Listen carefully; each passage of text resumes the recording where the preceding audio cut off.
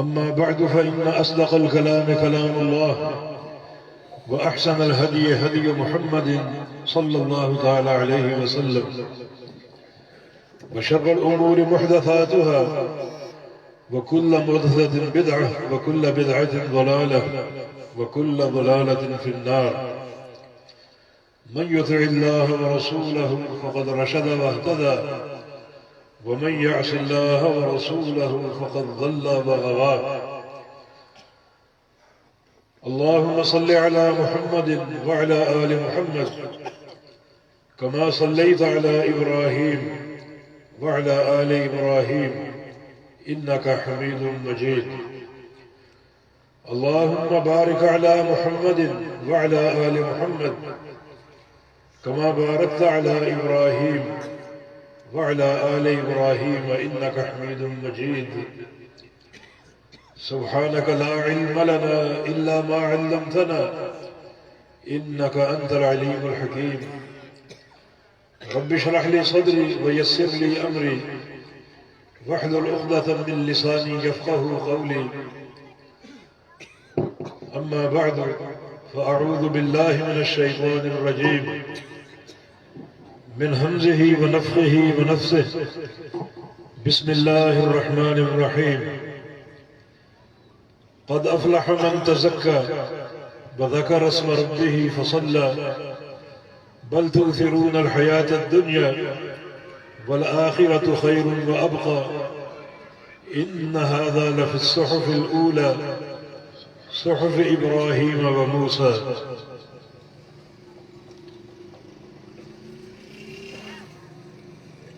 یہ آیات کریمہ سورۃ الاعلی جو 30ویں پارے کی سورت ہے اس کی آخری چند آیات آپ نے سنی ہیں.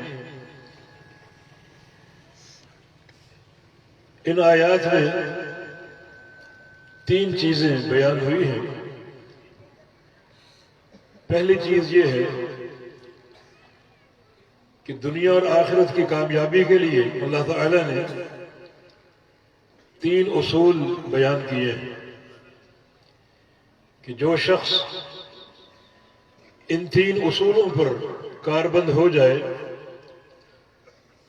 تو وہ دنیا میں بھی کامیاب اور آخرت میں بھی کامیاب ہے. دوسرا مضمون یہ ہے کہ لوگ ان 3 اصولوں کو اپنانے سے گریز کرتے ہیں تو اس کا سبب کیا ہے؟ وہ کون سا مرض ہے جو جس کے اندر پیدا ہو جائے تو وہ ان اصولوں سے دور بھاگے گا.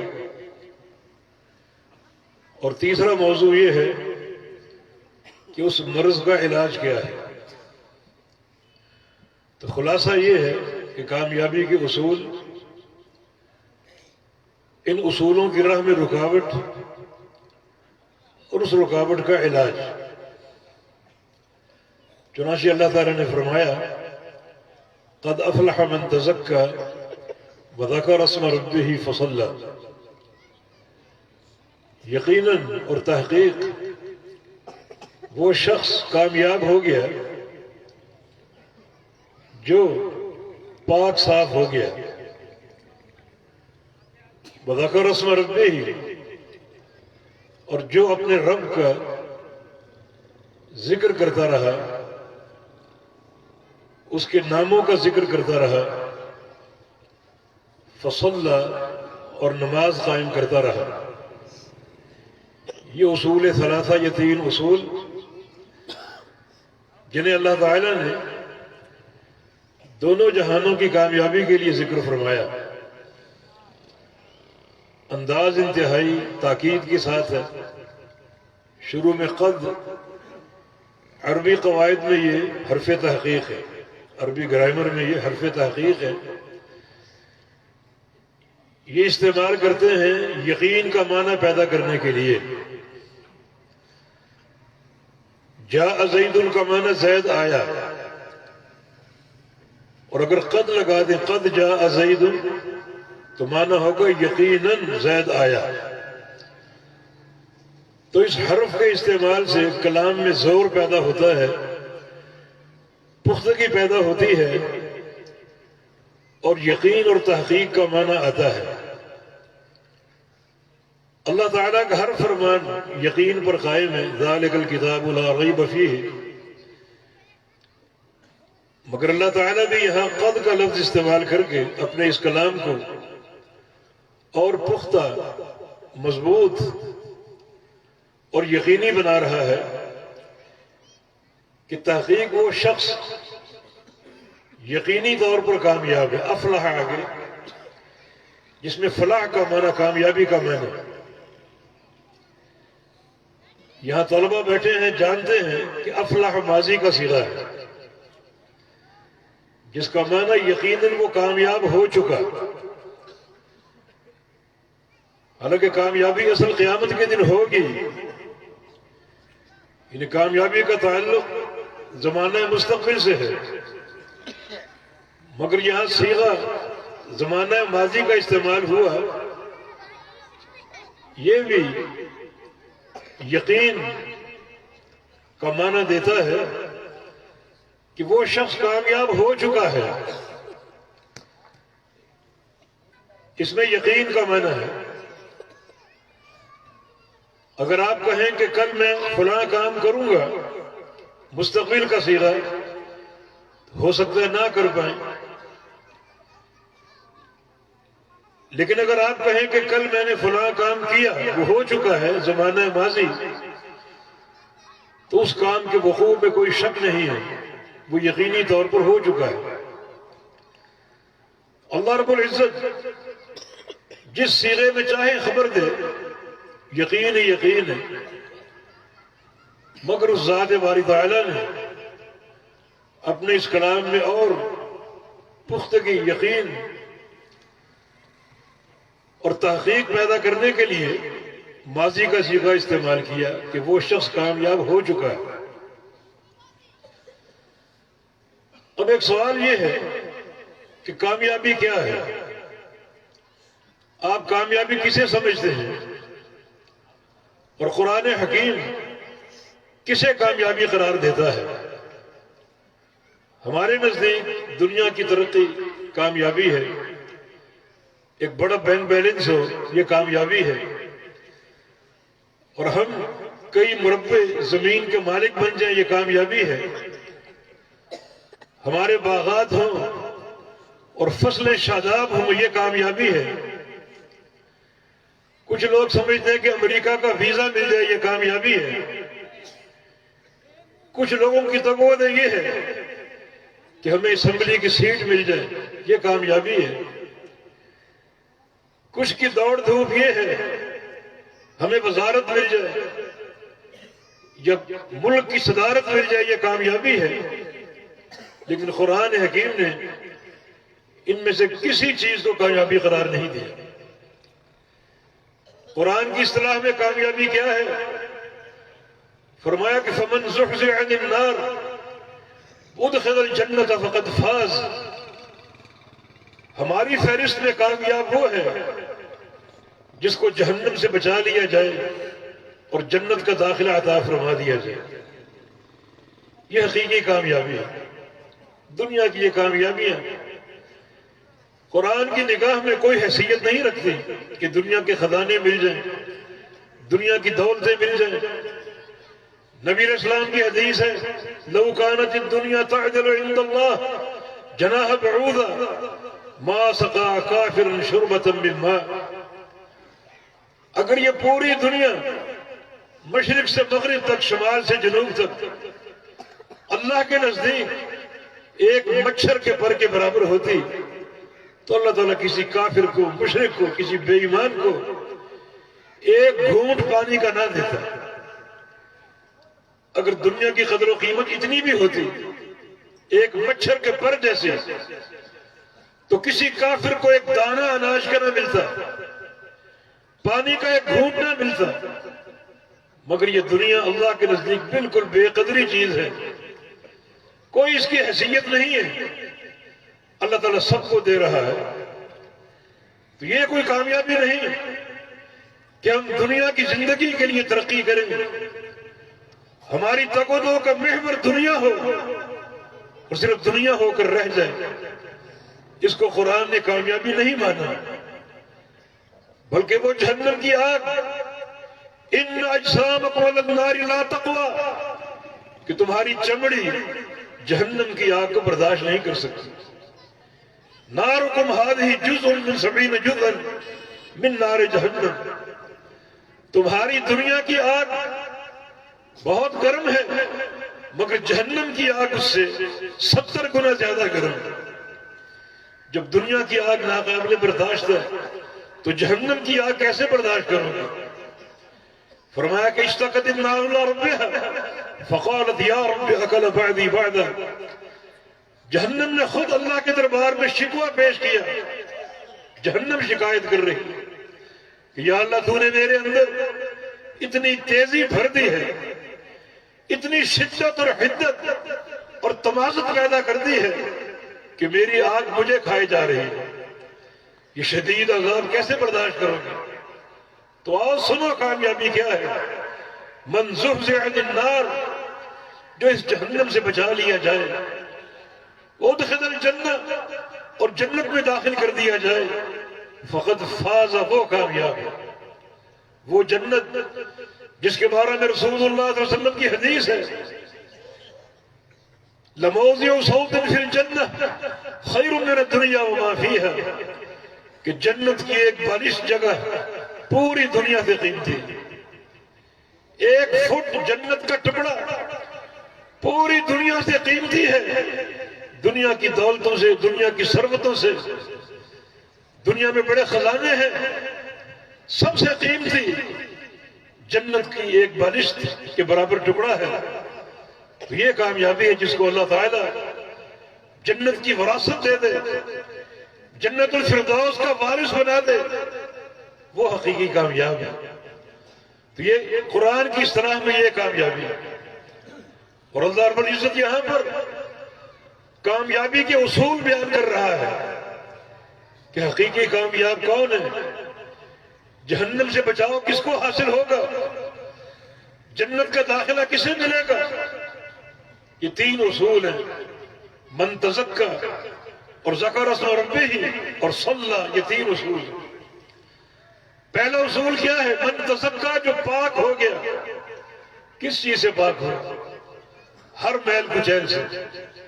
سب سے بڑی میل کچیل، سب سے بڑی نحوست شرک کی نحوست ہے، قبروں کی پوجا، قبروں کے طواف اور غیر اللہ کو پکارنا، غیر اللہ کے نام کی نظر نیازیں، غیر اللہ کو مشکل کشا ماننا، غیر اللہ کو حاجت روا ماننا، یہ سب سے بڑی نحوست اور سب سے بڑی میل۔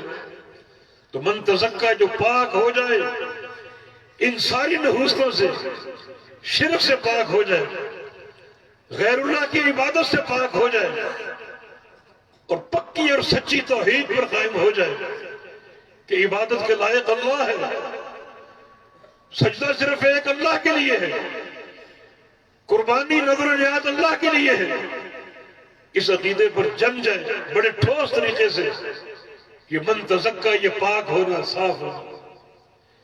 امام اکرمہ رحمہ اللہ جو عبداللہ بن عباس رضی اللہ عنہ کے شاگرد تھے، من تزکا کی تعریف کرتے ہیں، تفسیر کرتے ہیں، اے قال لا الہ الا اللہ، کہ تزکیہ سے مراد یہ ہے کہ وہ شخص پاک ہوتا ہے جو لا الہ الا اللہ پر جم جائے اور قائم ہو جائے، اس کلمے کو پڑھے، اس کلمے کو سمجھے اور اس کے مقتضا پر عمل کرے، جس کا معنی کیا ہے؟ کوئی معبود نہیں، کوئی عبادت کے لائق نہیں الا اللہ، صرف ایک اللہ ہے۔ یہ کلمہ لا الہ الا اللہ جس کے فہم سے اکثر لوگ عاری ہیں اور اس کلمے کو سمجھنے کی کوشش نہیں کرتے۔ تو من تزکا، اے من قال لا الہ الا اللہ، جو عقیدہ توحید پر قائم ہو جائے اور کلمہ لا الہ الا اللہ پر ڈٹ جائے اور جم جائے، اس کلمے کو پڑھے تلفظ میں، اس کلمے کو سمجھے کہ اس کلمے کی دو بنیادیں ہیں، ایک نفی کی بنیاد اور ایک اس بات کی بنیاد۔ نفی کیا ہے؟ لا الہ، کوئی معبود نہیں، کوئی عبادت کے لائق نہیں، تو پھر کوئی عبادت کے لائق نہیں ہے۔ یہ سرکاریں جو لوگوں نے بنا رکھی ہیں، یہ اللہ تعالیٰ کی توحید میں قدغن صریح شرک ہے جو بالکل ناقابل معافی ہے۔ لا الہ، کوئی معبود نہیں، کوئی عبادت کے لائق نہیں۔ رکن اس بات صرف الا اللہ، ایک اللہ، وہ عبادت کے لائق ہے۔ اسی کی بندگی، اسی کی پوجا، اسی کی پرستش اور عبادت ہے۔ سجدے کے لائق وہ ہے، نماز اور قیام اور قرات کے لائق وہ ہے، قربانی کے لائق وہ ہے، نظر و نیاز کے لائق وہ ہے، طواف اس کے گھر کا ہے اور کسی کا نہیں۔ یہ لا الہ الا اللہ، یہ اس کا فہم۔ تو من تزکا، جو پاک ہو جائے، شرک سے پاک ہو جائے اور کلمہ لا الہ الا اللہ کا صحیح ادراک حاصل کر لے، صحیح معنی میں سمجھ لے اور اس پر ڈٹ جائے اور قائم ہو جائے، یہ شرک سب سے بڑی نحوست۔ اور شرک کے بعد بدعت ہے، بدعت سے پاک صاف ہو جائے۔ بدعت سے پاک صاف ہونے کے لیے ضروری ہے کہ اللہ کے پیارے پیغمبر کی اطاعت ہو، ان کی سنت سے محبت ہو اور ان کی ذات سے محبت ہو۔ بدعت سے پاک صاف ہو۔ بدعت سے مراد ہر وہ نیا عمل جو کتاب و سنت سے ہٹ کر ہو، جس کا ذکر نہ قرآن میں ہے نہ پیغمبر علیہ السلام کی حدیث میں ہے، وہ عمل مردود ہے۔ اسے آپ چاہے کتنی بڑی نیکی سمجھیں مگر وہ عمل مردود ہے۔ رسول اللہ صلی اللہ علیہ وسلم کی حدیث ہے، من عمل عملا لیس علیہ امرنا فہو رد۔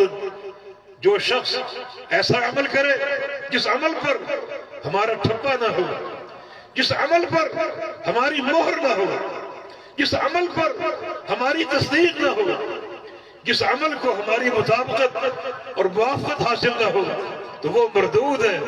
عمل کرنے والا بھی مردود ہے اور وہ عمل بھی مردود ہے۔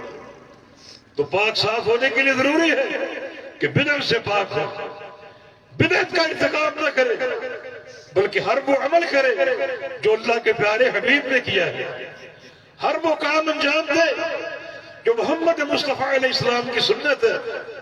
کوئی نئی چیز، کوئی نیا عمل، کوئی نیا کردار اس سے بچ کر رہے، کیونکہ تزکا کامیابی کے لیے، پاک صاف ہونے کے لیے ضروری ہے کہ بندہ شرک سے بھی پاک ہو اور بدعت سے بھی پاک ہو۔ پھر پاک صاف ہونے کے لیے ضروری ہے کہ گناہوں سے اجتناب کرے، اس کی زندگی تقوی پر قائم ہو، اللہ کی خشیت پر قائم ہو، گناہوں سے پاک صاف ہو جائے، کیونکہ گناہوں کی ایک سیاہی ہے جو انسان کے اندر کو، اس کے دل کو، اس کے باطن کو سیاہ کر کے چھوڑ دیتے ہیں۔ رسول اللہ صلی اللہ علیہ وسلم کی حدیث ہے، آپ نے ارشاد فرمایا، کلما اظلم ابن آدم نکت فی قلبہ نکتۃ سوداء۔ انسان جب کوئی گناہ کرتا ہے تو اس کے دل میں ایک سیاہ نشان لگا دیا جاتا ہے۔ کوئی گناہ کرے اس کے دل میں ایک سیاہ نشان لگا دیا جاتا ہے۔ اگر وہ توبہ کر لے، فَإِنِ اسْتَغْفَرَ وَتَابَ سُقِلَ قَلْبُهُ، اگر توبہ کر لے، استغفار کر لے تو اللہ وہ نشان بٹھا دیتا ہے اور اس کے دل کو پہلے سے بڑھ کر چمکدار بنا دیتا ہے، منور کر دیتا ہے اس کی توبہ اور استغفار کی برکت سے۔ اور اگر وہ توبہ اور استغفار نہیں کرتا بلکہ دوسرا گناہ کرتا ہے، پھر تیسرا گناہ کرتا ہے اور گناہوں پر گناہ کرتا جاتا ہے تو نشان بڑھتے جاتے ہیں، نشان لگتے جاتے ہیں، حتیٰ کہ ایک وقت آتا ہے اس کا پورا دل سیاہ ہو جاتا ہے۔ دل کی سیاہی اللہ تعالیٰ کی وہ مہر ہے کہ جب وہ لگ جائے تو اس مہر کو دنیا کی کوئی طاقت توڑ نہیں سکے گی، وہ مہر لگی رہے گی، ثابت رہے گی۔ اور جب اللہ کی مہر لگ جائے تو یاد رکھو اس دل میں کبھی نیکی داخل نہیں ہوگی، اس بندے کو کبھی نیکی کی توفیق نہیں ملے گی۔ یا ایھا الذین آمنوا اطیعوا اللہ واطیعوا الرسول، ایمان بڑھو اللہ اور اس کے رسول کی اطاعت کرو، اور صحیح معنی میں کرو، پورے فہم کے ساتھ اور پوری توجہ کے ساتھ، پوری توجہ کے ساتھ اللہ اور اس کے رسول کی اطاعت کرو۔ اطیعوا اللہ واطیعوا الرسول ولا تبطلوا اعمالکم، اور اپنے اعمال کو برباد نہ کرو۔ اطاعت کرو گے اعمال محفوظ رہیں گے، اور اطاعت نہیں کرو گے اللہ اور اس کے رسول کی تو اعمال برباد ہو جائیں گے۔ اور ایک مقام پر فرمایا کہ وَاعْلَمُوا أَنَّ اللَّهَ يَحُولُ بَيْنَ الْمَرْءِ وَقَلْبِهِ، اس بات کو یاد رکھو، اگر گناہوں پر گناہ کرو گے، اپنے دل کو سیاہ کر بیٹھو گے، تو اللہ تعالیٰ کی وہ مہر ہے کہ اللہ خود انسان اور اس کے دل کے بیچ میں حائل ہو جاتا ہے، اللہ خود آر بن جاتا ہے، اور ایسے انسان کے دل میں اللہ تعالیٰ نیکی داخل ہونے ہی نہیں دیتا۔ اس نے نافرمانیاں کر کر کے اپنے دل کو سیاہ کر لیا۔ تو تزکیٰ کامیاب ہونے کے لیے ضروری ہے کہ گناہوں سے بچو، معصیتوں سے بچو، اور اگر انسانی فطرت ہے کوئی گناہ ہو جائے تو توبہ کو ملتوی نہ کرو، استغفار کو ملتوی نہ کرو، بلکہ ساتھ ساتھ توبہ بھی کرو، کیونکہ توبہ کی صورت میں اللہ تعالیٰ دل کی شاہی کو بٹھا دیتا ہے اور انسان کے دل کو پہلے سے زیادہ منور کرتا ہے اور چمکدار بنا دیتا ہے۔ یہ تزکیٰ پاک ہونے کے لیے یہ جدوجہد ضروری ہے، ان اعمال کی ادائیگی ضروری ہے، ان اعمال کی انجام دہی ضروری ہے۔ ایک مقام پر فرمایا قد افلح من زکاها، وہ شخص فلاح پا گیا، کامیاب ہو گیا جس نے اس نفس کا تزکیہ کر لیا۔ تزکیہ نفس یہ ایک مستقل اصطلاح ہے شریعت کی، تزکیہ نفس۔ تزکیہ نفس کے لیے ضروری ہے ہمارا ارتکاز کتاب و سنت پر ہو اور قرآن و حدیث پر ہو۔ تزکیہ کرنے والی ایک ہی شخصیت ہے اور وہ محمد مصطفیٰ علیہ السلام کی شخصیت ہے۔ اللہ پاک نے فرمایا لقد من اللہ علی المؤمنین اذ بعث فیہم رسولا، اللہ تعالیٰ کا مومنین پر احسان ہے کہ اللہ تعالیٰ نے ایک رسول کو بھیجا، اور اس رسول کا کام کیا ہے، اس رسول کا وظیفہ کیا ہے؟ یتلو علیہم آیاتہ ویزکیہم ویعلمہم الکتاب والحکمہ۔ اس رسول کے تین کام ہیں، قرآن کی آیتیں پڑھنا اور پڑھ پڑھ ان کی اصلاح کرنا، ویزکیہم ان کا تزکیہ کرنا، تزکیہ نفس کرنا، اور ان کو کتاب و سنت کی تعلیم دینا۔ تو اس سے ثابت ہو رہا ہے کہ تزکیہ نفس در حقیقت وظیفہ اور عمل ہے محمد مصطفیٰ علیہ السلام۔ جب تک آپ دنیا میں موجود رہے آپ نے صحابہ کا تزکیہ کیا، ان کے نفوس کو پاک اور صاف کیا ان سارے اصولوں کے ساتھ جو اللہ تعالیٰ نے عطا کیا۔ تو تزکیہ نفس آپ کا وظیفہ ہے۔ میرے دوستوں اور بھائیوں، آج اگر تزکیہ نفس چاہتے ہو تو ان دو چیزوں پر ارتکاز کرو، ان دو چیزوں پر اکتفا کرو، ایک اللہ کا کلام قرآن حکیم اور دوسرا محمد مصطفیٰ علیہ السلام کی سنت۔ یہ تزکیہ کی بنیادیں ہیں، انہیں پر ارتکاز کرو۔ بحمداللہ ہمارا عقیدہ بڑا صاف ستھرا، ورنہ کئی لوگ ان کی تزکیہ کی بنیادیں اور ہیں۔ المحند المفند جس پر 300 علماء دیوبند کے دستخط، اس کا آغاز کس چیز سے ہوتا ہے کہ ہم فروع میں امام ابو حنیفہ کے پیروکار، اصول میں ابو الحسن الاشعری کے پیروکار، اور تزکیہ اور تصوف میں ہم کس کے پیروکار ہیں؟ 3-4 نام لیے، سہروردی، نقشبندی، چشتی اور قادری۔ یہ کیا کھیل ہے دین؟ کیا دین شطرنج کا کھیل ہے کہ تزکیہ فلاں سے لو، تصوف فلاں سے لو، فروع فلاں سے لو، اصول فلاں سے لو؟ میرے دوستو مبارک ہو آپ کا، آپ کا عقیدہ بحمداللہ واضح نصف النہار کے سورج کی طرح عقیدہ ہو، اصول ہو، فروع ہو، تزکیہ ہو، ان سارے امور میں آپ محمدی ہیں اور محمد مصطفیٰ علیہ السلام کے پیروکار۔ تزکیہ نفس در حقیقت کتاب و سنت سے ملتا ہے، اللہ کے رسول کی تعلیمات سے ملتا ہے۔ یہ کوئی الگ راستہ نہیں ہے جس کے لیے غیروں کی خاک چھانی جائے اور ان کے در پہ حاضری دی جائے۔ ہر ایک کے لیے ایک ہی در ہے اور وہ محمد مصطفیٰ علیہ السلام کی سنت کا راستہ اور سنت کا دروازہ ہے۔ تو تزکیے کی بنیاد قرآن و حدیث ہے۔ اب تک کا خلاصہ یہ ہے کہ کامیابی کے لیے خواب و دنیا کی کامیابی ہو، خواب و قبر کی کامیابی ہو، خواب و آخرت کی کامیابی ہو، تین اصول ہیں، اور پہلا اصل جو ہے وہ تزکیہ نفس ہے۔ تزکیہ نفس کا کیا معنی ہے؟ پاک صاف ہونا، اپنے نفس کو پاک صاف کرنا، شرک کی بےہودگی سے، بدعت کی نحوست سے، اور گناہوں کی سیاہی سے، معصیتوں کی سیاہی سے اپنے آپ کو ظاہر اور باطن میں پاک صاف کرنا۔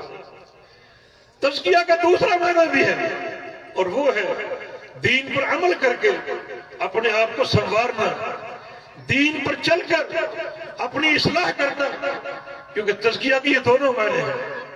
آپ زکوٰۃ دیتے ہیں، زکوٰۃ اور تزکیہ دونوں کا ایک ہی ماخذ ہے، اور زکوٰۃ کے دو فائدے ہیں، زکوٰۃ کے دو نتیجے ہیں۔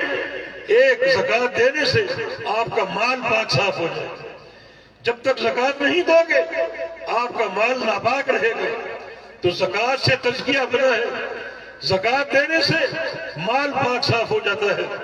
اور دوسرا فائدہ یہ ہے کہ زکوٰۃ دینے سے آپ کے مال میں برکت آتی ہے، اللہ آپ کے مال کو بڑھاتا ہے۔ ما نقص صدقۃ من مال، صدقہ دینے سے مال کم نہیں ہوتا بلکہ مال بڑھتا ہے، زکوٰۃ دینے سے مال بڑھتا ہے، مال میں کمی نہیں آتی۔ تو زکوٰۃ اور تزکیہ اس میں دونوں معنی ہیں، ایک پاک صاف ہونا اور دوسرا اپنے آپ کو بڑھانا نیکی میں، تقوی میں، اللہ اور اس کے رسول کی اطاعت۔ تو قد افلح من تزکا، کامیاب وہ ہے جس نے تزکیہ نفس کر لیا۔ اور تزکیہ نفس کی دو بنیادیں ہیں، ایک گناہوں سے بچنا اور شرک و بدعت سے بچنا، اور دوسرا تزکیہ نفس کی بنیاد یہ ہے کہ عمل صالح کر کے اللہ اور اس کے رسول کی اطاعت کر کے اپنے آپ کو سنوار لینا، اپنے آپ کو اللہ کا اور اس کے رسول کا محبوب بنا لینا، یہ بھی تزکیہ ہے اور یہ بھی تزکیہ کی بنیاد ہے۔ قد افلح من تزکا، یقیناً کامیاب وہ ہے جو ان آلودگیوں سے پاک صاف ہو جائے، شرک و بدعت سے پاک صاف ہو جائے، گناہوں کی تلوث سے پاک صاف ہو جائے۔ اور تزکیے کی بنیاد یہ بھی ہے کہ اللہ اور اس کے رسول کی باتوں پر عمل کر کے، قرآن و حدیث کی اطاعت اختیار کر کے، اور قرآن و حدیث کو اپنا کر عمل کر کے اپنی اصلاح کی جائے، اپنے آپ کو اور مضبوط کیا جائے۔ تو تزکیہ میں دونوں چیزیں ہیں، تخلیہ اور تحلیہ۔ تحلیہ کا معنی زیور سے مزین ہونا، وہ کتاب و سنت کا زیور ہے، اور تخلیہ کا معنی گناہوں سے خالی ہو جانا اور گناہوں سے پاک صاف ہو جانا۔ سب سے بڑا گناہ شرک ہے، پھر بدعت ہے، پھر دیگر گناہ ہے۔ ان سب کو سمجھو، ان کی خطورت کو سمجھو اور اپنے آپ کو پاک صاف کرو۔ یہ پہلا اصل ہے کامیابی کے حصول کے لیے، وہ کامیابی دنیا کی ہو یا آخرت کی ہو یا قبر کی ہو، ہر مقام کی کامیابی چاہیے۔ دنیا کے فتنے ہیں، ان سے بچاؤ چاہیے، دنیا میں بڑی کڑی آزمائشیں ہیں، حفاظت چاہیے، استقامت چاہیے۔ پھر انسان نے کل مر کے قبر میں جانا ہے، قبر کی زندگی انتہائی تلخ ہو سکتی ہے۔ نادا مناد من السماء ان قد كذب عبدي فافرشوا له من النار والبسوه من النار وافتحوا له بابا من النار۔ جو انسان قبر میں چلا جائے اور اپنے آپ کو پاک صاف نہ کر سکا تو اللہ تعالیٰ کی طرف سے ندا آئے گی فرشتوں کے لیے کہ یہ بندہ بڑا سیاہگار تھا، بڑا گناہ گار تھا اور شرک و بدعت میں ملوث تھا، ایسا کرو کہ اس کے نیچے جہنم کی آگ کا بستر ڈال دو، اسے جہنم کا لباس پہنا دو اور جہنم کے دروازے اور کھڑکیاں اس کی قبر میں کھول دو، تاکہ قیامت کے قائم ہونے تک یہ اس آگ میں جھلستا رہے اور جلتا رہے۔ تعرض علیہ جسم وتسعون تنین تلدغه وتلحسه، جو قبر میں جاتا ہے اس پر 99 سانپ اور بچھو روزانہ چھوڑے جاتے ہیں جو اس کو ڈستے ہیں، ڈنگ مارتے ہیں اور اس کے چھوٹے سے وجود کو زہر سے بھرتے ہیں۔ نبی علیہ السلام کی حدیث ہے، اس زہر کا ایک قطرہ اگر زمین پر ٹپکا دیا جائے، زمین میں ڈال دیا جائے تو زمین میں موجود ساری معیشت زہریلی اور کڑوی ہو جائے اور قیامت تک کے لیے وہ زمین اگانے کی اور فصل پیدا کرنے کی قوت سے محروم ہو جائے۔ اتنا شدید عذاب. قد افلح یقیناً قبر کی فلاح چاہیے اور قبر کی کامیابی چاہیے. اس کے لیے پہلا اصل آپ نے سن لیا، من تزکا، جو پاک صاف ہو جائے. اور پاک صاف ہونے کے دو معنی، گناہوں سے پاک صاف ہونا اور نیکیاں کر کے پاک صاف ہونا، اللہ اور اس کے رسول کی اطاعت کر کے پاک صاف ہونا. دوسرا اثر اللہ کے بندوں، بذکر اسم ربہ، وہ شخص کامیاب ہوگا جو اپنے رب کے نام کا ذکر کرے. ذکر اللہ، اللہ کا ذکر کرے. یہ بھی ایک بڑا کارآمد عمل ہے جو اللہ پاک نے یہاں پیش کیا کہ کامیاب ہونے کے لیے جہاں اپنے ظاہر و باطن کی صفائی ضروری ہے اور طہارت ضروری ہے اور تحلیہ ضروری ہے، وہاں ساتھ ساتھ اللہ کا ذکر کرو. اپنی زبان کو ہمیشہ مشغول رکھو اللہ پاک کے ذکر کے ساتھ. پیارے پیغمبر کی سنت کیا تھی؟ لا یزال لسانہ رب من ذکر اللہ. آپ کی زبان ہمیشہ اللہ کے ذکر سے تر رہتی تھی. تو ذکر کا اصول ہمارے سامنے رکھا گیا. چلتے پھرتے اللہ کا ذکر کر سکتے ہو، اٹھتے بیٹھتے اللہ کا ذکر کر سکتے ہو، اور لیٹتے ہوئے اللہ کا ذکر کر سکتے ہو. وضو ہو تو ذکر کر سکتے ہو، وضو نہ ہو تو ذکر کر سکتے ہو، حتیٰ کہ اگر غسل کی حاجت ہو تو بھی ذکر کر سکتے ہو. ایک خاتون کے ناپاکی کے ایام ہو، ان ناپاکی کے ایام میں بھی وہ اللہ کا ذکر کر سکتی ہے. ایک شخص کو اگر جنابت کا عارضہ ہو، غسل سے قبل وہ اللہ کا ذکر کر سکتا ہے. قبلہ سامنے ہو تو ذکر کر سکتا ہے، سامنے نہ ہو تو ذکر کر سکتا ہے. مسجد میں ذکر کر سکتا ہے، اپنے گھر میں ذکر کر سکتا ہے، اپنے بازار میں ذکر کر سکتا ہے. پیارے پیغمبر صلی اللہ علیہ وسلم ہمیشہ آپ کی زبان اللہ کے ذکر سے تر رہتی ہے. نبی علیہ السلام کے ایک حدیث ہے، الا اخبرکم بخیر اعمالکم، الا انبئکم بخیر اعمالکم وازکاها عند ملیککم وخیر لکم من انفاق الذهب والفضة وخیر لکم من ان تقاتلوا عدوکم فتضربون اعناقهم ويضربون اعناقکم. آؤ تمہیں بتائیں سب سے افضل عمل کون سا ہے، سب سے پیارا عمل کون سا ہے؟ فرمایا کہ سب سے افضل عمل اللہ کے نزدیک سب سے افضل عمل، سب سے افضل عمل سارے اعمال میں، جتنے بھی اعمال انجام دیتے ان میں سب سے افضل. اور سونا اور چاندی دن رات اللہ کی راہ میں خرچ کرنے سے افضل. صبح سے شام تک، شام سے صبح تک سونے اور چاندی کے سکے خرچ کرتے رہیں، جٹاتے رہے اللہ کی راہ میں، اس سے بھی بہتر. اور دشمن سے آپ کا مقابلہ ہو، لڑائی ہو اللہ کی راہ میں، آپ اس کی گردن پر وار کریں اور وہ آپ کی گردن پر وار کرے. کبھی آپ مارنے میں کامیاب ہو جائیں اور کبھی وہ مارنے میں کامیاب ہو جائے. یہ جہاد فی سبیل اللہ. فرمایا کہ اس سے بھی افضل، جہاد سے افضل، چاندی اور سونا خرچ کرنے سے افضل، سارے اعمال سے افضل، اللہ کے نزدیک سب سے پسندیدہ عمل کون سا ہے؟ فرمایا کہ ذکر اللہ، اللہ کا ذکر، اللہ کا ذکر سب سے افضل، جہاد سے افضل، اور چاندی اور سونے کے انفاق سے افضل، ہر عمل سے افضل اللہ کا ذکر، اللہ کو یاد کرنا، اللہ کا ذکر کرنا. یقیناً بڑا مبارک عمل. ایک مقام پر ذکر کی فضیلت آئی ہے، اذکرونی اذکرکم. اللہ فرما رہا ہے تم میرا ذکر کرو، میں تمہارا ذکر کروں. کتنا یہ ایک محبوب عمل ہوگا کہ اللہ کسی بندے کا ذکر کرے، اللہ کسی بندے کو یاد کرے، فرشتوں کو گواہ بنا کر اس بندے کو بخش دے کہ میرا بندہ میرا ذکر کر. اللہ پاک فرماتا ہے حدیث قدسی، نبی علیہ السلام کا فرمان ہے کہ میرا بندہ اذا ذکرنی فی نفسہ ذکرتہ فی نفسی وَإِذَا ذَكَرَنِي فِي مَلَئٍ ذَكَرْتُهُ فِي مَلَئٍ خَيْرٍ مِّن مَلَئِهِ. میرا بندہ اگر مجھے اکیلا بیٹھ کے یاد کرے گا میں بھی اس کو تنہائی میں یاد کروں گا، اور میرا بندہ اگر جماعت میں بیٹھ کے مجھے یاد کرے گا تو میں اس بندے کا نام اور اس کا ذکر فرشتوں کی جماعت میں کروں گا، فرشتوں کے سامنے کروں گا. یعنی کتنا محبوب عمل ہے کہ بندہ اللہ کو یاد کر رہا ہے اور اللہ بندے کو یاد کر رہا ہے. بلکہ بعض اذکار ایسے ہیں کہ وہ بندے اور اللہ کے درمیان ایک مکالمہ ہے، گویا بندہ اللہ سے گفتگو کر رہا ہے اور اللہ اس گفتگو کا بندے کو جواب دے رہا ہے.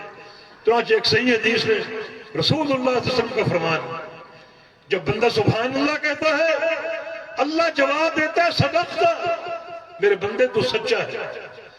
جب بندہ الحمدللہ کہتا ہے اللہ فرماتا ہے صدقت، میرے بندے تو سچا ہے۔ جب بندہ لا الہ الا اللہ کہتا ہے اللہ فرماتا ہے صدقت، میرے بندے تو سچا ہے۔ اور بندہ اللہ اکبر کہتا ہے تو اللہ جواب دیتا ہے صدقت، میرے بندے تو سچا ہے۔ یہ چار کلمات ہیں، سبحان اللہ والحمدللہ ولا الہ الا اللہ واللہ اکبر۔ ان چاروں کلمات پر اللہ جواب دے رہے ہیں کہ میرے بندے تو سچ کہہ رہے، سچا ہے تو، تیرا عقیدہ سچا ہے، تیرا قول سچا ہے، تیرا عمل سچا ہے۔ جب اللہ کی طرف سے سچا ہونے کی گواہی آ گئی، یہ کامیابی کا سب سے قوی خزانہ ہے۔ اللہ پاک کا ارشاد ہے ھذا یوم ینفع الصادقین صدقہم، یہ قیامت کا دن جو ہے اس میں صرف سچے لوگ کامیاب ہوں گے، جن کا عقیدہ سچا ہو، جن کا عمل سچا ہو، جن کا ذکر سچا ہو، جن کی گفتار سچی ہو، وہ قیامت کے دن کامیاب ہوں گے۔ اور اللہ تعالیٰ اس ذکر کے نتیجے میں ان بندوں کی سچائی کی گواہی دے گا کہ بندے سبحان اللہ کہتے ہیں اللہ فرماتا صدقت، سچے ہو تو۔ بندہ الحمدللہ کہتا ہے اللہ فرماتا صدقت، سچے ہو تو۔ اور بندہ لا الہ الا اللہ کہتا ہے اللہ فرماتا صدقت، سچے ہو تو۔ اور بندہ اللہ اکبر کہتا ہے اللہ فرماتا صدقت، سچے ہو تو۔ اس کے بعد بندہ اور ذکر کرتا ہے، وہ ذکر کیا ہے؟ بات حدیث میں کہ بندہ جب خاص طور پہ رات کو اٹھ کے رات کی نماز کا افتتاح کرے اس ذکر سے، سبحان اللہ والحمدللہ ولا الہ الا اللہ واللہ اکبر، حدیث میں 10 بار کا ذکر آتا ہے کہ رات کی نماز کا تہجد کا افتتاح کرے 10 دفعہ یہ کلمات پڑھ کر، تو اللہ فرماتے میرے بندے یہ سب کچھ میرے لیے کر رہا ہے، تو اپنے لیے کچھ مانگ لے میں تجھے عطا کروں۔ میرے بندے مجھ سے تو کب مانگے گا؟ یہ سبحان اللہ والحمدللہ ولا الہ الا اللہ واللہ اکبر، یہ سارے اذکار میری تعریف ہے، میری حمد و ثنا ہے، میری توحید کے خزانے ہیں۔ مجھ سے کچھ مانگ بھی لے، کچھ سوال بھی کر لے، میں تجھے عطا کروں گا۔ آگے بندہ سوال کرتا ہے اللہم اغفر لی وعافنی واہدنی وارزقنی، یا اللہ مجھے بخش دے، مجھے عافیت دے، رحمت عطا فرما دے، اے اللہ مجھے روزی دے دے، حلال روزی، اور مجھے ہدایت دے دے۔ جب یہ 4 دعائیں کرتا ہے تو اللہ تعالیٰ ہر دعا پر جواب دیتا ہے قد فعلت قد فعلت قد فعلت۔ بندہ کہتا ہے اللہم اغفر لی، اللہ فرماتا قد فعلت، تجھے میں نے بخش دیا۔ بندہ کہتا ہے وعافنی، مجھے عافیت دے دے، اللہ فرماتا قد فعلت، میں نے عافیت دے دی۔ بندہ کہتا ہے وارزقنی، مجھے روزی دے دے، اللہ فرماتا قد فعلت، روزی دینے کا وعدہ کر لیا۔ بندہ کہتا ہے واہدنی، مجھے ہدایت دے دے، اللہ فرماتا قد فعلت، میں نے ہدایت دے دی۔ کیسا ذکر ہے اور کیسا مکالمہ ہے! زمین پر بندہ عرش والے کو پکار رہا ہے اور اس کا ذکر کر رہا ہے، عرش والا اس کی ہر پکار کا جواب دے۔ باقاعدہ بندے سے محو کلام ہے، بندہ اللہ سے کلام کر رہا ہے، اللہ بندے سے کلام کر رہا ہے۔ تو یقیناً یہ ایک بڑی افضل شے ہے انسان کا ذکر کرنا۔ ذکر کیجئے، اس پر کوئی آپ کو محنت نہیں کرنی پڑے گی، چلتے پھرتے ذکر کر سکتے ہیں۔ اور شریعت میں چھوٹے چھوٹے ذکر کے کلمات ہیں، وہ آپ سب جانتے ہیں، سب آپ کو یاد ہے، کثرت سے وہ اذکار کیجئے۔ لا حول ولا قوت الا باللہ، چھوٹا سا کلمہ، اس کا ذکر کیجئے کثرت سے۔ نبی علیہ السلام کی حدیث ہے کنز من کنوز الجنہ، یہ چھوٹا سا کلمہ جنت کا خزانہ ہے۔ بلکہ ایک حدیث جامع ترمذی کی، اس چھوٹے سے ذکر کو رسول اللہ علیہ وسلم نے جنت کا ایک دروازہ قرار دیا۔ جنت کی 8 دروازے ہیں، کوئی صدقے کا دروازہ، کوئی روزے کا دروازہ، کوئی نماز کا دروازہ، اور ایک دروازہ مخصوص ہے اس نام کے ساتھ۔ اس دروازے کا نام کیا؟ لا حول ولا قوت الا باللہ۔ جو لوگ کثرت سے یہ کلمہ پڑھتے ہیں لا حول ولا قوت الا باللہ، اللہ اس کو قبول کر کے قیامت کے دن اسے اس دروازے سے جنت میں داخل کرے گا۔ لا حول ولا قوت الا باللہ کے دروازے سے جنت کا داخلہ عطا فرمائے گا جو کثرت سے لا حول ولا قوت الا باللہ پڑھتا ہے۔ لیکن ضروری ہے کہ سمجھو یہ کلمہ کیا ہے، اس کلمے کی تفسیر کیا ہے۔ اس کلمے میں انسان اپنے آپ کو پورا کا پورا اللہ کے ہاتھوں میں دے دیتا ہے۔ یا اللہ کوئی بھی خیر ہو اس کا حصول تیری توفیق سے ہے، مجھ میں کوئی طاقت نہیں، اور کوئی بھی شر ہو اس سے بچاؤ تیری توفیق سے ہے، مجھ میں کوئی طاقت نہیں۔ ہر خیر کا حاصل ہونا تیرے امر سے ہے، اور ہر شر سے بچنا تیرے امر سے ہے، میں کچھ بھی نہیں۔ بڑے سے بڑی خیر ہو تیری عطا سے ملے گی، چھوٹے سے چھوٹی خیر ہو تیری عطا سے ملے گی، اور بڑے سے بڑا شر ہو تیری توفیق سے بچاؤ ممکن ہوگا، اور چھوٹا شر ہو اس سے بچاؤ بھی تیری توفیق سے ہو۔ لا حول ولا قوت الا باللہ، یہ عقیدے کا نچوڑ ہے۔ کثرت سے یہ کلمہ پڑھو، سبحان اللہ والحمدللہ ولا الہ الا اللہ واللہ اکبر پڑھو۔ یہ کلمات بڑی ان کی فضیلتیں ہیں، بلکہ نبی علیہ السلام نے ایک حدیث میں ارشاد فرمایا لا نقول سبحان اللہ والحمدللہ ولا الہ الا اللہ واللہ اکبر، اگر میں چار کلمات ایک بار پڑھوں احب الی مما طلعت علیہ الشمس، تو ان کلمات کو ایک بار پڑھنا مجھے محبوب ہے ہر اس شے سے جس جس شے پر دھوپ پڑتی ہے۔ جہاں جہاں تک سورج جاتا ہے، سورج کی دھوپ جاتی ہے، وہاں وہاں تک کی ہر شے سے مجھے یہ چار کلمات محبوب ہے، سبحان اللہ والحمدللہ ولا الہ الا اللہ واللہ اکبر۔ احادیث میں کتاب الدعوات اور اذکار کے ابواب ہیں، اگر آپ کبھی کھولیں تو آپ کے سامنے بڑے بڑے اذکار آئیں گے۔ سید الاستغفار صحیح بخاری میں سارے استغفاروں کا سردار، وہ آپ کو یاد ہونا چاہیے، وہ آپ کو یاد ہونا چاہیے۔ اللہم انت ربی لا الہ الا انت خلقتنی وانا عبدک وانا علی عہدک ووعدک ما استطعت۔ یہ پورے اذکار کے کلمات جو کہ سید الاستغفار ہے، رسول اللہ صلی اللہ علیہ وسلم کی حدیث ہے، جو بندہ صبح کوئی ایک بار پڑھ لے اور شام ہونے سے قبل اگر اس کا انتقال ہو گیا تو جنت میں داخل ہوگا، اور جو بندہ شام کو پڑھ لے صبح ہونے سے قبل اس کا انتقال ہو گیا تو ان کلمات کی برکت سے وہ جنت میں داخل ہوگا۔ تو یہ خزانے ہیں دین کے، ذکر کی صورت میں ہم کو عطا ہوئے، کثرت سے ان کو پڑھیے۔ اور سب سے بہترین ذکر قرآن پاک کی تلاوت ہے، جس کے ایک ایک حرف کی 10 نیکیاں کم از کم۔ اگر اخلاص ہوگا، خشیت ہوگی اللہ تعالیٰ کی، للہیت ہوگی، تو اللہ تعالیٰ اس اجر کو اور بڑھا دے گا اور اس میں اضافہ کر دے گا۔ تو قرآن کی تلاوت بھی اللہ کا ذکر ہے، یہ اذکار کیجیے، ذکر رسول میں ہی۔ اگر فلاح چاہتے ہو تو اپنے رب کے نام کا ذکر کرو اور خوب ذکر کرو، چلتے پھرتے ذکر کرو۔ شریعت میں ہر جگہ کے لیے اذکار موجود ہیں، سونے کے اذکار ہے، جاگنے کے اذکار ہے، حتیٰ کہ بیت الخلاء میں داخل ہونے کے اذکار ہے، اور بیت الخلاء سے نکلنے کے اذکار ہے، مسجد کے داخلے کے اذکار ہے، مسجد سے نکلنے کے اذکار ہے، لباس پہننے کے اذکار ہے۔ کوئی بھی الغرض زندگی کوئی حصہ ہو، ہر موقع کے اذکار موجود ہیں۔ نکاح کے اذکار ہیں، اور نکاح کے بعد بیوی سے خلوت سے قبل کے اذکار ہیں، ذکر ہی ذکر ہے۔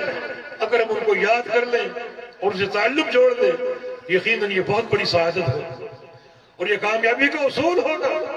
قد افلح من تزکا، یقیناً وہ کامیاب ہے جو پاک صاف ہو گیا شرک و بدعت سے اور گناہوں کے تلبس سے اور نیک اعمال انجام دے کے تحلیہ اختیار کرنے سے۔ اور دوسرا اثر یہ ہے وذکر اسم ربہ، اپنے رب کے نام کا ذکر کرتا رہے، اپنے رب کو یاد کرتا رہے۔ ان اذکار کی صورت میں جتنا زیادہ ذکر کرے گا اسی قدر اس کو زیادہ جلدی کامیابی حاصل ہوگی۔ اللہ تعالیٰ اس کا معاملہ رحمت کے ساتھ فرمائے گا، عذاب سے نجات دے کر فرمائے گا، اور جنت کے داخلے کے ساتھ فرمائے گا۔ اور تیسرا اثر جو ہے فرمایا فصلى، نماز قائم کی، نماز قائم کی وہ بھی کامیاب ہے۔ نمازوں پر توجہ ہو، بلکہ بھرپور توجہ ہو، ہر وقت اس کا دھیان نماز کی طرف ہو، جیسا کہ رسول اللہ صلی اللہ علیہ وسلم کی حدیث ہے رجل قلبه معلق بالمساجد، وہ شخص یقیناً اللہ تعالیٰ کے عرش کے سائے تلے بیٹھے گا قیامت کے دن، جس کا دل معلق ہو مسجد کے ساتھ، اس کو نماز سے محبت ہو، ہر وقت نماز کا دھیان ہو، وقت دیکھتا رہے کب نماز کا وقت ہوگا، اپنے مشاغل چھوڑ کے نماز کے لیے حاضری دو۔ تو اس طریقے سے نماز پر توجہ ہو، اس کے ذہن میں نماز چھائی ہوئی ہو، اور کبھی نماز کو لیٹ نہ کرے، وقت پر ادا کرے، اور ادائیگی بھی نبی اسلام کی سنت اور آپ کے طریقے کے مطابق جو وقت شریعت نے مقرر کیے ہیں ان اوقات کی حفاظت کے ساتھ نماز ادا کرے اور نماز کو ضائع نہ کرے. نماز کو لیٹ کرنا اس کو ضائع کرنے کے مترادف ہے. جیسا کہ نبی اسلام کی حدیث ہے من فاتتہ صلاۃ العصر فکأنما فطر اہلہ ومالہ، جس شخص کی عصر کی نماز فوت ہو جائے، فوت ہونے کا معنی تاخیر ہو جائے، عصر کی نماز لیٹ ادا کرے تو گویا اس کا سارا اہل، سارا خاندان، بیوی بچے اور اس کا سارا مال ایک ہی جگہ جمع کر کے ان کو آگ لگا دی گئی. نماز لیٹ کرنے کا نقصان کیا ہے آپ کو محسوس نہیں ہوگا، لیکن محسوس کرنا چاہو تو یہ سوچ کر محسوس کرو اگر اس کی پوری فیملی، بیوی بچے، ماں باپ، بھائی بہن سب کو جمع کیا جائے اور اس کا مال سب جمع کیا جائے اور سب کو آگ لگا کر خاکستر کر دیا جائے اور راکھ کا ڈھیر بنا دیا جائے، کتنا صدمہ ہوگا. کتنا صدمہ اس شخص کو ہونا چاہیے جس کی ایک عصر کی نماز لیٹ ہو جائے. فوت ہونا نہیں بلکہ لیٹ ہونا. تو نماز کو ادا کرنا وقت پر یہ ضروری ہے، اور نماز کو ادا کرنا اللہ کے پیارے پیغمبر کے طریقے اور آپ کی سنت کے مطابق. اگر طریقے کی خلاف ورزی ہوگی تو اللہ تعالیٰ وہ نماز قبول نہیں کرے گا. اس کا فرمان ہے لقد کان لکم فی رسول اللہ اسوۃ حسنہ، کہ تمہارے لیے نمونہ، مثال اور آئیڈیل رسول اللہ کی ذات ہے.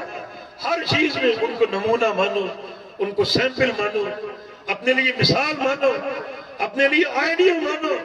یقین رسول اللہ کی ذات ہے وہ، اور صرف رسول اللہ کی ذات ہے جو ہر عمل تمہارے لیے نمونہ، عبادات میں نمونہ، معاملات میں نمونہ، اخلاقیات میں نمونہ، عقائد میں نمونہ، اذکار میں نمونہ، ہر چیز میں سیمپل اور آئیڈیل محمد مصطفیٰ علیہ السلام.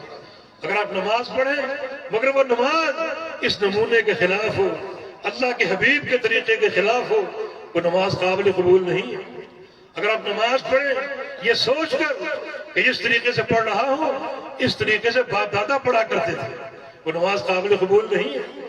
باپ دادا نمونہ نہیں بنائے گئے بلکہ نمونہ محمد مصطفیٰ علیہ السلام بنائے گئے. دیکھیں نبی علیہ السلام کے دور میں ایک صحابی تھے. صحابی کا مقام آپ جانتے ہیں، صحابی کا درجہ آپ جانتے ہیں.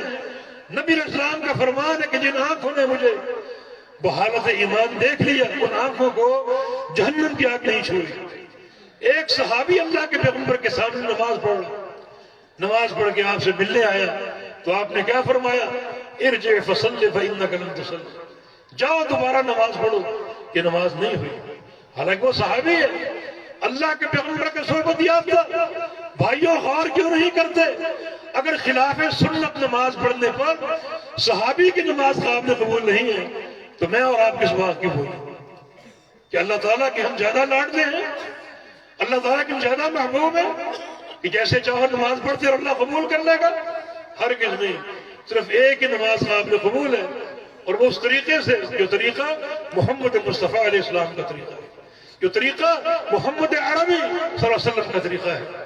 باپ دادا کا طریقہ ہو، قوم برادری کا طریقہ ہو، اپنے بڑوں کا طریقہ ہو، اپنے پیروں کا طریقہ ہو، اپنے اماموں کا طریقہ ہو، یہ سارے طریقے مصنوعی اور جعلی ہیں جن کی بنیاد پر نماز قابل قبول نہیں ہے. صرف اللہ کے پیغمبر کے طریقے سے ہو اور اللہ کے پیارے پیغمبر کی سنت کے مطابق. تو وقت کی پابندی کے ساتھ اور سنت رسول کی حفاظت کے ساتھ نماز کو ادا کرے اور کرتا رہے. جو ہی اذان ہو مسجد میں پہنچ جائے. کتنے سلف صالحین کے واقعات آتے ہیں، اذان سے قبل وہ باوضو ہو کر تیار بیٹھتے تھے کہ جو ہی اذان ہو ہم فوراً نماز کے لیے تیار ہوں، سنتیں پڑھیں. یقیناً وہ شخص بڑا بابرکت ہے جو سنتوں کی حفاظت کرتا ہے.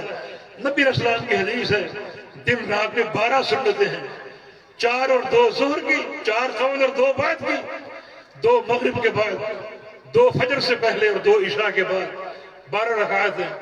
فرمایا کہ جو بندہ ان 12 رکعات کی پابندی کر لے بن اللہ لہ بیت فی الجنہ، اللہ اس کی جنت میں محل بنائے گا، جنت میں اس کا ایک مکان بنائے گا، گھر بنائے گا، بڑا وہ عالیشان ہوگا.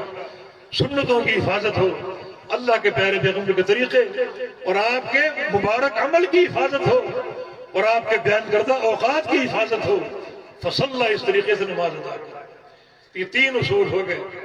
فرمایا قد افلح من تزکا ذکر اسم ربہ فصلی.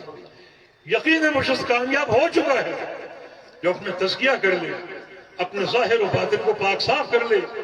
پاک صاف ہونے کے لیے 2 چیزیں، ایک شرک و بدعت سے بچنا اور گناہوں سے جو ہے وہ دوری اختیار کرنا، گناہ ہو جائے تو توبہ کر لینا، اور دوسرا ہے اللہ کا ذکر کرنا، اور تیسرا ہے نماز ادا کرنا وقت کی پابندی کے ساتھ، وقت کی حفاظت کے ساتھ. اور نماز ادا کرنا اللہ کے پیارے طریقے اور آپ کی سنت کے مطابق، کیونکہ رسول اللہ صلی اللہ علیہ وسلم کی حدیث ہے صلو کما رأیتمونی اصلی، بالکل ویسی نماز پڑھو جیسی مجھے پڑھتے ہوئے دیکھتے ہو. تو اس طریقے سے نماز ادا کرو تو یقیناً یہ کامیابی کی 3 اصول. مگر زیادہ تر لوگ ناکام ہیں، زیادہ تر لوگ جہنم کا نقلہ بننے والے ہیں. کیوں؟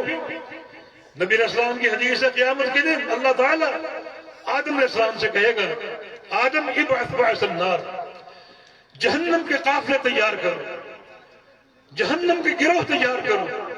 آدم علیہ السلام کہیں گے ما بعث النار یا اللہ جہنم کا گروہ کیا ہے، جہنم کے قافلے کیا ہیں، میں نہیں جانتا. تو اللہ فرمائے گا من کل 1999 ہر 1000 میں سے 999 جہنمی ہیں اور صرف 1 جنتی. حالانکہ 3 اصول بالکل واضح ہیں، جو بندہ اپنا لے اس کے لیے کامیابی کا فائدہ موجود ہے. مگر اس کے باوجود جہنم میں لوگ زیادہ جائیں گے. ان اصولوں سے لوگ زیادہ دوری اختیار کرنے والے ہیں. بہت کم وہ لوگ ہیں جو ان کو اپنائیں گے اور جنت کے مستحق بنیں گے، جن کو جنت کی وراثت ملے گی. زیادہ لوگ حق سے دور. اس سے ایک بات تو یہ سمجھ لو کہ کثرت تعداد دلیل نہیں ہے. آج ہمارے ذہنوں میں یہ ہوا بیٹھا ہوا ہے، جس طرف لوگ زیادہ ہوں اس طرف کی بات مان لو. ہرگز نہیں. یہ شریعت کی تحکیم نہیں ہے، شریعت کا اصول نہیں ہے. کچھ لوگ کہتے ہیں کثرت تعداد حجت ہے، اس کی مان لو. قلت تعداد پر اس کو فوقیت دو اور ترجیح دو. کچھ لوگ کہتے ہیں بڑے کی بات مان لو، چھوٹے کی بات چھوڑ دو. کچھ لوگ کہتے ہیں کہ باپ کی بات مان لو، بیٹے کی بات چھوڑ دو. کچھ لوگ کہتے ہیں شوہر کی بات مان لو، بیوی کی بات چھوڑ دو. بھائی یہ سارے ضابطے شریعت کے خلاف ہیں. شریعت کا ایک ہی ضابطہ ہے، اختلاف اگر استاد شاگرد میں ہو، اختلاف اگر باپ بیٹے میں ہو، اختلاف اگر بڑے چھوٹے میں ہو، اختلاف اگر کثرت و قلت میں ہو، ان سارے مواقع میں حکم اور فیصل ایک ہی شخصیت ہے اور وہ محمد مصطفیٰ علیہ السلام. ہر اختلاف کو آپ کی سنت پر پیش کرو، آپ کی حدیث مبارک پر پیش کرو. اختلاف اگر باپ بیٹے میں ہو تو فیصلہ اللہ کے پیغمبر سے کرو. اختلاف اگر کثرت تعداد اور قلت تعداد میں ہو تو فیصلہ محمد رسول اللہ سے کرو. اختلاف اگر استاد شاگرد میں ہو تو فیصلہ اللہ کے پیغمبر سے کرو. تو کثرت تعداد حجت نہیں ہے، قلت اور کثرت کا دین سے تعلق نہیں ہے. حق پر وہ ہے جس کی بات، جس کا عقیدہ مطابق ہو کس کے؟ اللہ اور اس کے رسول کے فرمان. نہ کہ تعداد، نہ کہ بڑے چھوٹے کا فرق، نہ کہ استاد شاگرد کا فرق، بلکہ حق پر وہ ہے، صداقت پر وہ ہے جس کی بات اللہ کے رسول صلی اللہ علیہ وسلم کی سنت، آپ کی شریعت اور آپ کی حدیث مبارک کے مطابق. تو فرمایا کہ اصول تو بالکل واضح ہے، اپنانے والے بہت تھوڑے لوگ ہیں. وجہ کیا ہے؟ بہت سی رکاوٹیں قوم کی، برادری کی، رکاوٹیں خود ساختہ مذاہب کی. مگر ایک بڑی رکاوٹ اور بھی، اور وہ کیا ہے؟ بل تؤثرون الحیات الدنیا، کہ تم دنیا کی زندگی کو ترجیح دو. تم دنیا کی زندگی کو ترجیح دیتے ہو. دنیا کی محبت، دنیا کے عہدوں کی محبت، دنیا کی کرسیوں کی محبت، دنیا کے مال و دولت کی محبت تمہیں حلال و حرام کا فرق مٹھانے پر مجبور کرتی ہے. اور جب یہ معاملہ آ جائے تو بندہ حق کی طرف نہیں جاتا، پھر بندہ تزکیہ نفس کے پروگرام کو نہیں اپناتا بلکہ دوری ہی دوری اختیار کرتا ہے. تو دنیا کی محبت ایک بت ہے جو ایک رکاوٹ ہے. دنیا کی محبت کو ختم کرو، دنیا کی محبت کو مٹاؤ، اس بت کو توڑنے کی کوشش کرو. یا اللہ وہ بت کیا ہے، وہ علاج کیا ہے جس سے اس بت کو توڑا جائے اور دنیا کی محبت کا خاتمہ کیا جائے. آگے وہ علاج مذکور ہے، وَالْآخِرَةُ خَيْرٌ وَأَبْقَىٰ. کہ تمہیں یہ بات معلوم ہونی چاہیے کہ آخرت اور قیامت سب سے بہترین جہاں ہے اور ہمیشہ باقی رہنے والا، ہمیشہ قائم رہنے والا۔ آخرت کی فکر ہو، آخرت کا تصور ہو، جہنم کا خوف ہو، جنت کا طمع اور حرص ہو، اور جنت کے داخلے کا شوق اور ذوق ہو، اس پر تمہاری سوچ قائم ہو جائے، تو یہ علاج ہے دنیا کی محبت کو توڑنے کے لیے، دنیا کی محبت کا خاتمہ کرنے کے لیے۔ اپنے آپ کو آخرت کے بیٹے بنا لو، اپنے آپ کو آخرت کا مقیم بنا لو۔ دنیا کی اقامت کا فائدہ نہیں ہے۔ نبی علیہ السلام کی حدیث ہے، کن فی الدنیا کانک غریب و عابر السبیل، کہ دنیا میں یوں رہو جیسے تم مسافر ہو جب کوئی راستہ عبور کرنے والے ہو، اس طرح رہو۔ راستہ عبور کرنے والا راستے پر دل نہیں لگاتا بلکہ عبور کر کے جلدی گھر کو لوٹتا ہے۔ اس طرح دنیا کو ایک مسافر خانہ سمجھو، ایک راستہ سمجھو جس کو آپ نے طے کرنا ہے، جو اللہ نے عمر دی، وہ اصل آپ مقیم آخرت کے بن جاؤ، اصل آخرت پر اپنی نظریں رکھو، آخرت پر توجہ مرکوز رکھو۔ یہ دنیا کی محبت کو توڑنے کا بڑا کارگر مؤثر علاج ہے کہ آخرت کی فکر اور آخرت کی یاد، والآخرت خیر و ابقیٰ۔ تمہیں یہ بات معلوم ہونی چاہیے کہ آخرت جو ہے سب سے بہترین گھر ہے، اور ابقیٰ ہمیشہ باقی رہنے والا، ہمیشہ قائم رہنے والا۔ ارے دنیا کے جو بھی علائق ہیں ٹوٹ جائیں گے، مال ختم ہو جائیں گے، خزانے ختم ہو جائیں گے، آخر جب موت آ جائے گی خالی ہاتھ جاؤ گے قبر میں، پھر تمہارے ورثاء وہ مال تقسیم کر رہے ہیں اور تم اس مال کا حساب دے رہے۔ جب اللہ نے حساب دے رہے یہ مال کہاں سے کمایا اور کہاں خرچ کیا، وارث اس کو تقسیم کر کے کھا پی رہے ہیں، عیاشیاں کر رہے ہیں، آپ اس مال کا حساب دے رہے ہیں۔ تو ایسی دنیا میں دل لگانے کا فائدہ کیا ہے؟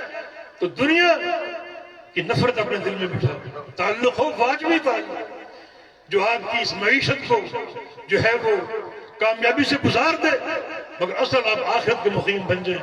فکر آخرت پیدا کرو، آخرت کی یاد کرو، جہنم کے عذاب کا سوچو، آخرت کے عذاب کا سوچو، آخرت کے مراحل کا سوچو، اور اس پر توجہ دو، اس کو بنانے کی کوشش کرو۔ صحابہ کرام کی سیرتیں ہمارے سامنے ہیں، ان کا طرز عمل ہمارے سامنے ہے۔ وہ دنیا کی محبتوں کو توڑنے والے اور ہمیشہ آخرت کی فکر کرنے والے، ہمیشہ ان کی توجہ اور دھیان قیامت پر رہتا۔ دنیا سے ایک واجبی تعلق تھا۔ ہجرت کے موقع پر صحابہ نے دنیا چھوڑ دی، اپنے کاروبار چھوڑ دیے مکہ میں، حتیٰ کہ خود رشتے توڑ دیے اور اللہ کے پیغمبر تک پہنچ گئے، مدینہ منورہ تک۔ دنیا کا مال ٹھکرا دیا اور آخرت کے معاملے کو ترجیح دی، دین کے معاملے کو ترجیح دی۔ دنیا پر یقیناً یہ کامیاب لوگوں کا راستہ ہے۔ اور نبی علیہ السلام کے صحابی ربیعہ بن کعب، جو اللہ کے پیغمبر کو اکثر رات کو وضو کا پانی پیش کیا کرتے تھے، ایک موقع پر رسول اللہ صلی اللہ علیہ وسلم فرمایا کہ سل تعطا، ربیعہ سوال کرو تم عطا کیے جاؤ گے، جو مانگو گے وہ دیا جائے گا۔ ربیعہ کیا مانگ لے؟ دنیا مانگ لیتے، دنیا کی دولتیں مانگ لیتے، دنیا کے خزانے مانگ لیتے، سرخ اونٹ مانگ لیتے، باغات مانگ لیتے جو اس دور کا خزانہ تھا، مگر سوچنے کے بعد کیا مانگا؟ اسألک مرافقتک فی الجنہ، یا رسول اللہ صلی اللہ علیہ وسلم میرا سوال جنت کا ہے اور جنت میں آپ کی رفاقت کا ہے۔ ان کے بارے میں تاریخ میں جملہ معروف ہے کہ شاب کان ہمہ الآخرہ، یہ وہ نوجوان تھا جس کی تمام تر سوچ کا محور آخرت تھی اور قیامت تھی۔ تو یہ سوچ کر یہ باتیں، آخرت پر توجہ دو، دنیا کی محبت جس قدر بساؤ گے اس قدر ان اصولوں سے دور بھٹکتے جاؤ گے۔ اگر چاہتے ہیں ان اصولوں پر کار بند ہو جائے اور کامیابی کے پروگرام کو سمیٹ لیں تو پھر دنیا کی زیادہ محبت نہ ہو، اصل تعلق اور توجہ آخرت پر۔ ان ھذا لفی الصحف الاولی صحف ابراہیم و موسیٰ، اللہ فرمائے یہ ساری باتیں جو اصول ثلاثہ اور یہ مرض اور مرض کا علاج، یہ ساری باتیں ہم نے سابقہ کتابوں میں کی تھی، ابراہیم علیہ السلام کے صحیفوں میں، موسیٰ علیہ السلام کے صحیفوں میں، یہ باتیں تورات میں تھی، انجیل میں تھی۔ یہ کامیابی کا پروگرام صرف تمہیں نہیں دیا جا رہا بلکہ سابقہ امتوں کو دیا گیا، انہیں بھی کامیابی کے پروگرام پیش کیے گئے۔ چنانچہ تم بھی اس پر آ جاؤ اور اپنی کامیابی کو سمیٹنے کی کوشش کرو، تزکیہ نفس کر لو، اللہ کے ذکر پر توجہ دو اور نماز کی اقامت پر توجہ دو، کوئی غفلت نہ ہو اور کوئی دوری نہ ہو۔ اللہ پاک مجھے اور آپ کو توفیق عطا فرمائے، واللہ ولی التوفیق۔ اللہ تعالیٰ ہمیں تزکیہ نفس کی توفیق عطا فرمائے۔ یا اللہ ہمارے ظاہر و باطن کو پاک صاف فرما دے. الہ العالمین ہمیں اپنا ذکر کرنے کی توفیق عطا فرما دے. یا اللہ ہمیں سچا نمازی بنا دے، نمازوں کی پابندی کرنے والا، نمازوں کے اوقات کی حفاظت کرنے والا، اور نمازوں میں اللہ کے حبیب کی سنت کو اپنانے والا اور سنت پر عمل کرنے والا بنا دے. یا اللہ ہم سے راضی ہو جا. یا اللہ ہمارے گناہوں کو معاف فرما دے. یا اللہ ہمارے گناہوں کو معاف فرما دے. یا اللہ اپنی رضا ہمیں عطا فرما دے، رحمتیں عطا فرما دے. اتنا بڑا اجتماع یا اللہ، اس سارے اجتماع کو اپنی رحمت سے ڈھانپ لے، اور جب یہاں سے لوٹے اپنے گھروں کو تو یا اللہ ہمارے گناہوں کو بخش دینا، گناہوں کو معاف فرما دینا. تیری رضا کا سوال ہے، تیری محبت کا سوال ہے، تیرے حبیب کی محبت کا سوال ہے، اور تیری رحمت کا سوال ہے. اقول قولی ھذا واستغفر اللہ لی ولکم وآخر دعوانا ان الحمد للہ رب العالمین.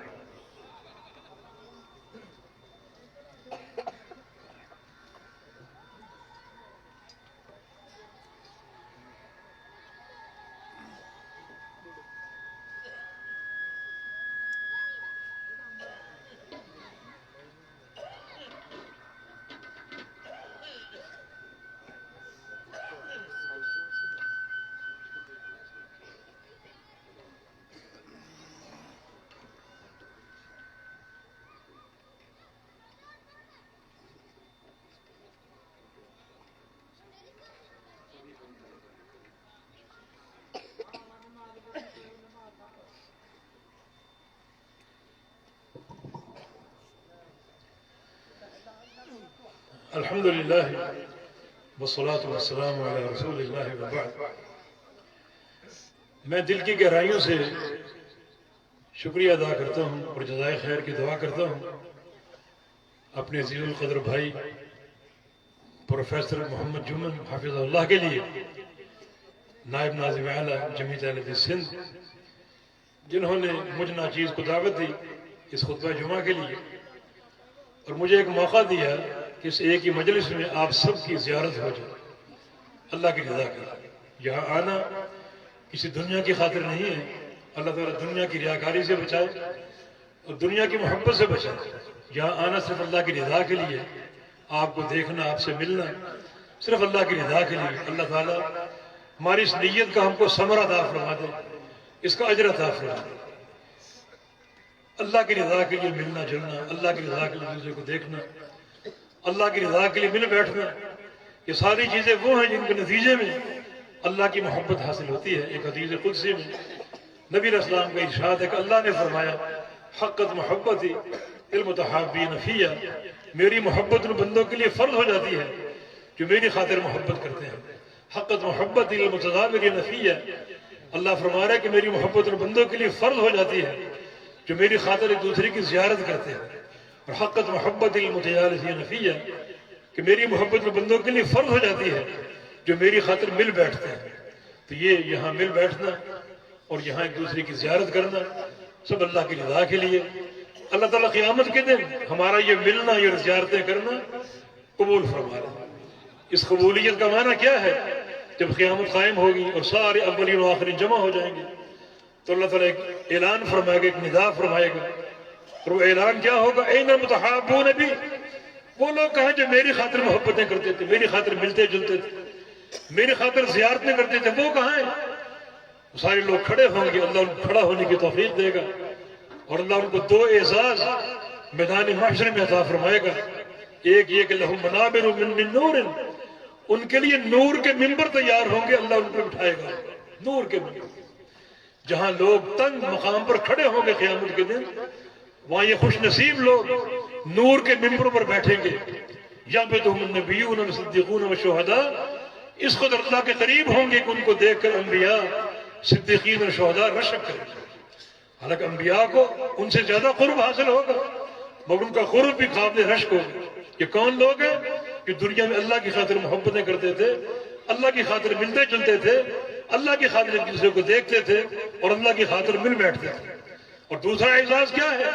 الیوم اظلہم تحت ظلی یوم لا ظل الا ظلی، آج میں ان سب کو اپنے سائے میں لے لوں گا، اپنے عرش کے سائے میں، اور سورج کی گرمی سے بچاؤں گا، آخرت کے پسینے سے بچاؤں گا، جس دن میرے سائے کے علاوہ کوئی سایہ نہ ہوگا. یا اللہ آج ہمارا ملنا، ہمارا مل بیٹھنا اور ہمارے دوسرے کی زیارت کرنا، اسی اجر کے تحت قبول فرما دے۔ قیامت کے دن ہمیں یہ سعادتیں عطا فرما دے، قیامت کے روز ہمیں اپنی محبتیں عطا فرما دے اور اپنے عرش کا سایہ عطا فرما دے۔ آپ کا یہ شوق و ذوق یقیناً قابل تعریف ہے، جو قدم آپ نے اٹھایا اپنے گھر سے یہاں پہنچنے کے لیے اور واپس لوٹیں گے بھی، اللہ تعالیٰ آپ کے ایک ایک قدم کو برکتوں سے بھر دے، رحمتوں سے بھر دے۔ نبی علیہ السلام کے حدیث کے تناظر میں جب تک آپ یہاں بیٹھے ہیں اللہ آپ کو اپنی رحمت سے ڈھانپ لے، جب اٹھ کے جائیں گے آپ تو اللہ آپ سب کے گناہوں کو معاف فرما دے، یا اللہ میرے گناہوں کو معاف فرما دے۔ یہی شوق و ذوق ہونا چاہیے۔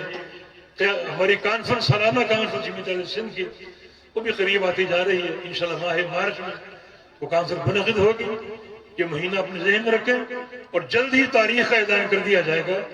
اسی شوق و ذوق سے آپ نے آنا ہے، اپنے دوستوں کو لے کر عزہ اور رفقا کو دیکھ کر، تاکہ انہیں زیادہ پیغام پہنچا سکیں اور ان کی رہنمائی کا ذریعہ اور سبب بن سکے۔